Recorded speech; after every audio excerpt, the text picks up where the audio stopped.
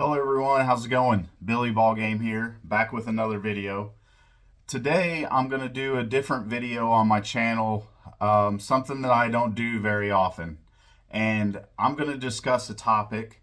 This topic may be controversial, but I'm going to give my opinion on something. And I don't know if this is going to make me an influencer for today's video. That is not my intent. So, I need to give a disclaimer. The hobby of collecting is your choice. What you collect or don't collect based on the money you have to spend on your hobby is completely up to you, and you should buy what you like. So let me get that out of the way first, because I'm not here to tell anyone what they should spend their money on, what they should collect, or what players they should like. But today's video, I want to talk about investor grade and collector grade cards. This is a term that I've heard since I started watching YouTube more heavily, probably during the pandemic or pre-pandemic up until now.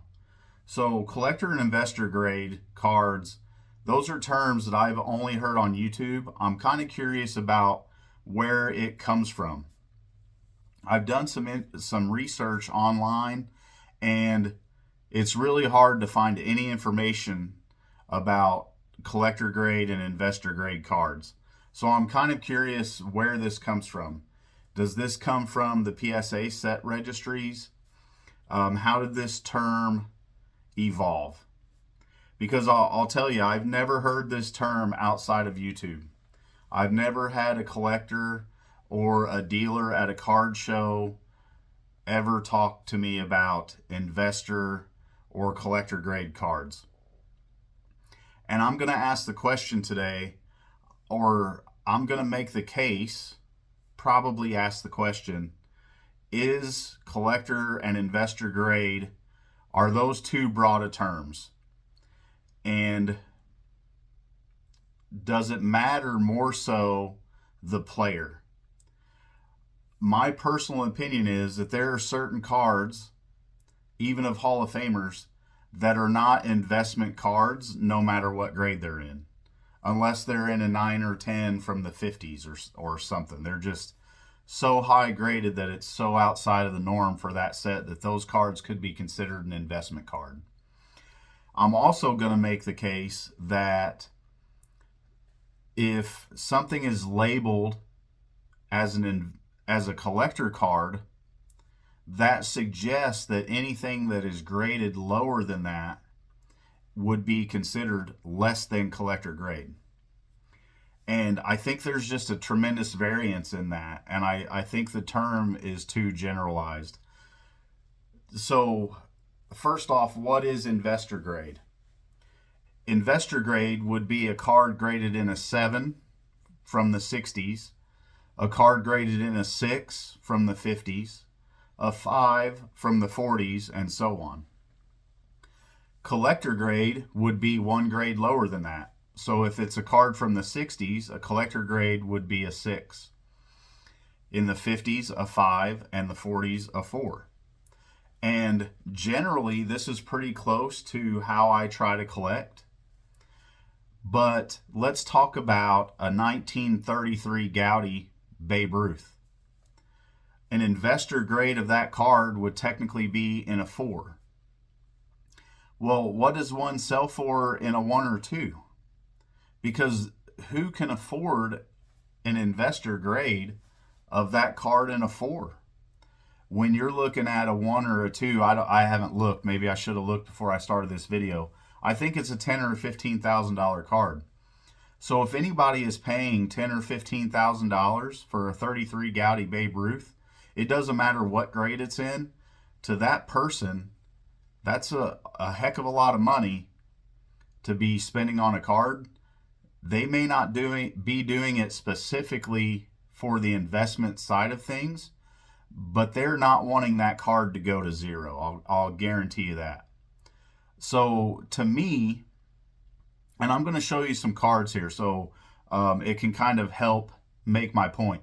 And if you disagree, please let me know in the comments. This is one of those videos, again, I'm giving my opinion on something, which I don't do very often. So I'm not telling anyone how to collect, and I would like your feedback, because this term has, I don't understand it. It doesn't really set right with me. And if that's how you collect, then that's how you should collect. And I'm not here to tell anyone, again, like I stated earlier, I'm not here to tell anyone how they should spend their hobby dollars. That's not what I'm trying to do at all. So I'm going to show you some of the cards that I'm talking about.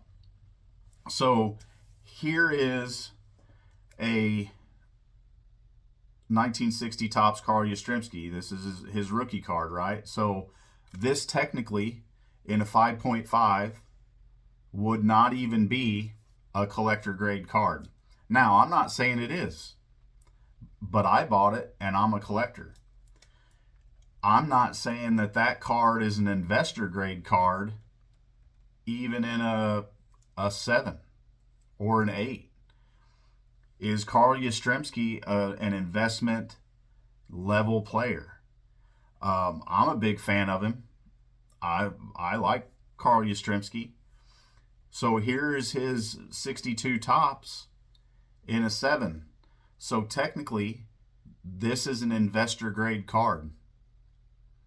But is this an investment card? It's a technically a 3rd year card of Carl Yastrzemski. I don't know if that's an investment. When I bought that raw and sent it into grade and saw that it came back as a 7, I wasn't thinking, wow, that's awesome, because it was an investment card. I just thought it was a really sharp card, ungraded, and that's why I bought it. So I was really happy to get a 7 on it. Is this card a 1960? And I hope this turns around to where it's not backwards when I publish this video, but is a 1960 Topps Willie Mays in a 3.5, is this an investor card? It's probably got pretty similar value to this Yastrzemski. So I would make the argument that in a 3.5, it's not a collector grade or an investor grade card, but this card long term is probably going to build up better value over time than an Al Kaline in a 3.5 from 1960, or a 3 of a Stan Musial. To me, Stan Musial is one of the greatest baseball players of all time, but is he an investment worthy player unless you're talking about his rookie card? Everybody talks in the hobby about how undervalued he is, right? So is this an investment card? It's a 7.5, right? So technically this would be an investment grade card, but it's Bob Gibson's 2nd year. Which card do you think is going to hold money value better and be worth more money in the long run? That or a Mickey Mantle in a 5 that is technically not even a collector grade card? So I would pose to you that there's no such thing in investor cards unless they're of an investment level player. And with the right player, any grade could potentially be an investment. Here's an example. Willie Mays, I think long term that this is an investment. I didn't buy it for this reason. I bought it because I liked the card. So Willie Mays, to me, is an investment level player. Mickey Mantle is an investment grade player. Hank Aaron is an investment grade player. Babe Ruth. So are those cards going to increase in value long term, regardless of their grade? I don't know. That remains to be seen, but I think some of them might. And use the 33 Gaudy Babe Ruth as an example. In a 2 or 3 or a 1 or a 2, that card is probably going to hold value long term. Is a 33 Gaudy Rogers Hornsby, who's one of my favorite Cardinals of all time, in a 2 or 3 going to hold the same value percentage wise that Babe Ruth is going to build up long term? I don't think so, because I don't think that Rogers Hornsby is the same level of an investment type of player. So I just wanted to share my thoughts and opinions on that. Let me know your opinions, your thoughts. Do you collect, looking for collector or investor grades? And if you know where this term comes from, if it came from the set registries, feel free to let me know. And again, I'm not trying to stir up any controversy in this video. I just wanted to give my opinion and share my thoughts with you all on investor grade and collector grade. Because to me, I think it's too vague of a term. Because for me, how I collect is, and again, I'm not saying this is the right way to do anything, but when I look at the values of a certain card that I want, I try to come up with a range on prices of how much that card's going to cost. Depending on the card and the player, I know naturally that some cards, some players are worth more than others, but I try to come up with a comfortable range that I want to pay for that card. In this example, this was the most expensive card that I've ever bought. It's not a comma card, but at the time I bought it, it wasn't too far off. So I would have paid $1,600 or $1,700 for a 6 in this card. So for me, I try to buy the best card I can buy for my money. And that's why I look for a range. This is where my price I want it to fall for this card. This is going to point me to these specific grades for this card. And then I buy the best one of those that I can find.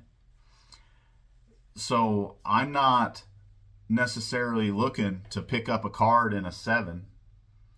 I'm looking to pay a certain price range for that card. And then if it happens to fall in a 7, then that's great. But most of the time, that's not the case. With the 60 top set, a lot of these cards are going to fall in the 5 or 6 range for me, which would be solidly in the collector grade. So let's talk about the junk wax cards, for example, or the overproduction era, or whatever you want to call it. Technically, a 9 in cards from the 80s would be investor grade cards. What cards from the 80s long term are going to be an investment in 9s? Ricky Henderson, maybe King Griffey Jr.'s 89 Upper Deck, but they've had over 20,000 of those graded in 10s, I think. I don't remember, but crazy numbers graded on that card, right? So I would make the case that in the 80s, if you're looking to invest, you can only do that in 10s, because there are so many 9s of most of these cards floating around out there that I would consider 9 a collector grade of cards in the 80s, and I would consider 10s an investor card of cards in the 80s. I think there are a whole lot of Hall of Famers and really good players with cards from the 70s that an 8 in a card from the 70s long term is not going to be an investment grade card. So I think there are a couple factors that go into this. I think primarily and most importantly, it's the player. The player has to be an investment level player. Then you have to get the right cards in the right grade of that player. And I really think the production, the pop counts are going to matter, and the availability of that card is also going to play a factor. And we know that 70s cards were produced more generally than cards from the 50s and 60s. 80s cards were produced more generally than cards from the 70s. So I think the more of those cards that are produced, if you're looking to buy them as an investment, then you need to look at higher grades than what you would normally look for. And another great case in point is the 52 Topps Mickey Mantle. That's a card I will probably never own in any grade, and it's a what, 20, 30, $40,000 card in a 1. So technically that wouldn't even be a collector grade card. But $40,000 for a card, who can pay that? So the person who can is definitely looking at that as an investment card. And I can give you example after example of these types of cards that I'm talking about that go far enough outside the mold to make me wonder if within the hobby we need to rethink the shape of the mold and maybe look at reshaping that. Now again, if that's how you collect, that's great. My thought is, if you buy a 75 Topps George Brett and you pay, I don't know what they're going for in an 8, let's say $700 or $800, and expect that to be a long-term investment, you may have your feelings hurt. Is it going to increase in value long-term? I hope so. But would you be better off at taking that $700 or $800 that you're going to spend on that George Brett in an 8 and buy a Mickey Mantle or a better Willie Mays than what I have? So again, these are just kind of my thoughts. Please again, don't misunderstand this as me trying to tell anybody what to do. But I've been spinning on this for a while, and I'm trying to gain some insight. So let me know your thoughts on if you think the term collector and investor grade, how it's implemented within the hobby, is correct, or if you think that it requires more thought than just a grade on a flip on a card. So I think that's going to wrap it up for this one. I'll have another video out here probably this weekend going through the 83 Fleer, 83 Donruss set. And I did shot a video this morning with Theo for collectors. And he tells me that video is going to be out on YouTube on the 7th of November. So keep an eye on that. This is my first collaboration I've ever done outside of my channel, and I'm super excited about it. I had a great time with Theo. We had a lot of fun. So everybody stick tuned to the channel, and until the next one, I'll talk to you later.